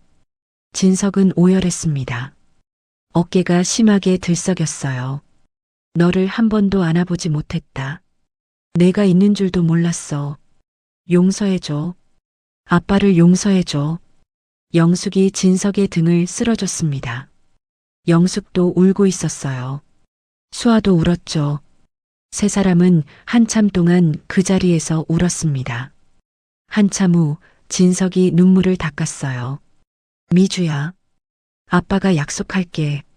진석의 목소리가 단단해졌습니다. 내 엄마랑 내 딸, 아빠가 평생 책임지고 돌볼게. 내가 하고 싶었던 것, 아빠가 대신 해줄게. 수아 잘 키울게. 좋은 대학 보내고 하고 싶은 거 다 하게 해줄게. 진석이 미주의 사진을 쓸었습니다. 그리고 아빠, 회사 은퇴할 거야. 이제 돈 버는 건 됐어. 남은 시간은 가족이랑 보낼 거야. 그게 내가 원하는 거지? 사진 속 미주는 여전히 웃고 있었어요. 마치 아빠의 말을 듣고 기뻐하는 것처럼. 그로부터 한 달 후, 진석은 정말로 은퇴를 발표했습니다. 재계가 발칵 뒤집어졌어요. 갑작스러운 결정이었거든요. 하지만 진석은 흔들리지 않았습니다. 기자들이 물었어요. 갑작스러운 은퇴 이유가 뭐냐고. 진석은 담담하게 대답했습니다. 늦게 찾은 소중한 가족이 있습니다. 남은 시간은 가족들과 보내고 싶습니다. 더 이상의 설명은 하지 않았어요. 그것으로 충분했습니다. 정호에게 회사 운영을 맡기고 진석은 가족에게 집중했습니다. 영숙과 수아는 진석의 집으로 이사했어요. 처음엔 어색했습니다. 너무 큰 집이었거든요. 하지만 시간이 지나면서 익숙해졌어요. 아침마다 세 사람이 함께 식사를 했습니다. 저녁에는 거실에서 TV를 보며 이야기를 나눴죠. 평범한 가족의 모습이었어요. 진석이 평생 꿈꿔왔던 모습이었습니다. 수아는 원하던 명문 고등학교에 합격했어요. 진석이 합격 소식을 듣고 펑펑 울었습니다. 손녀의 합격이 그렇게 기쁠 줄 몰랐어요. 영숙의 건강도 많이 좋아졌습니다. 제대로 된 치료와 영양 보충 덕분이었죠. 볼에 살이 오르고 얼굴에 생기가 돌았어요. 봄이 왔습니다. 수아의 고등학교 입학식 날이었어요. 교문 앞에 세 사람이 나란히 서 있었습니다. 교복을 입은 수아, 그리고 양옆에 진석과 영숙. 진석이 수아의 어깨를 감쌌어요. 우리 손녀 고등학생 됐네. 영숙이 수아의 손을 잡았습니다. 우리 수아 예쁘다. 수아는 두 사람을 번갈아 바라봤어요. 할머니와 할아버지. 이제는 진짜 가족이었습니다. 할머니, 할아버지. 고마워요. 사랑해요. 수아가 두 사람을 껴안았어요. 진석과 영숙도 수아를 안았습니다. 벚꽃이 흩날리는 교문 앞에서 세 사람은 한참 동안 서로를 안고 있었어요. 저 멀리 하늘에서 미주가 웃고 있는 것 같았습니다. 엄마와 아빠가 다시 만났어요. 그리고 딸을 함께 돌보고 있었죠. 42년 만에 완성된 가족이었습니다. 폭설 속에서 시작된 인연이 마침내 따뜻한 봄볕 아래에서 꽃을 피웠어요. 이제 그들은 가족이었습니다. 영원히. 오늘 들려드린 이야기가 마음 한구석에 남으셨다면 다음 이야기도 함께 해주시길 바랍니다. 구독과 좋아요 한 번씩 눌러주시면 더 좋은 이야기로 찾아뵙겠습니다. 이야기 속 주인공들에게 전하고 싶은 마음이 있으시다면 댓글로 남겨주세요. 여러분의 따뜻한 응원이 세상을 조금 더 밝게 만듭니다. 오늘도 건강하시고 늘 좋은 일만 가득하시길 바랍니다.